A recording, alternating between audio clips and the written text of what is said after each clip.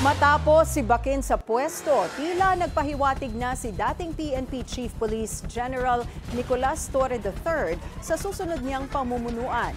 Narito ang Agenda Weekend Report ni Ivy Reyes.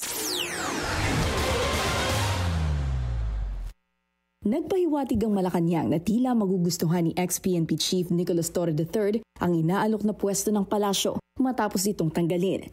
Meron po talaga inaalok katulad po na sinabi natin at sa ngayon po ay wala pa pong komento. Hintay na lamang po natin kung ano magiging positibong reaksyon ni General Torre dito.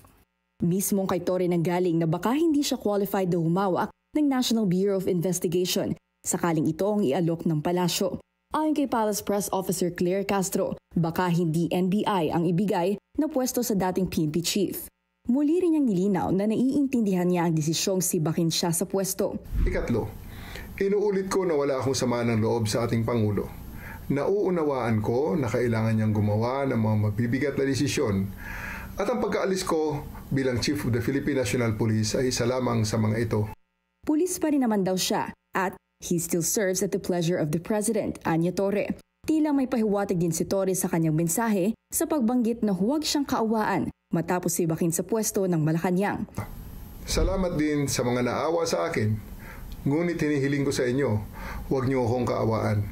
In spite of my abrupt removal as Chief of the Philippine National Police, okay po ako. Kung meron man tayong dapat kaawaan, iyon ay ang milyon-milyon nating mga kababayan na paulit-ulit na nagiging biktima ng palagiang pagbaha. Sila ang tunay na nangangailangan ng tulong at kalinga sa panahon ngayon, sapagkat hindi naman sila ang dapat laging nagdudusa at naghihirap tuwing tagulan. Una nang umugong ang balita na bagay si Torre na gawing anti-corruption czar dahil sa tapang ng 4-star general. Para sa Agenda Weekend, Ivy Reyes, Billionaire News Channel.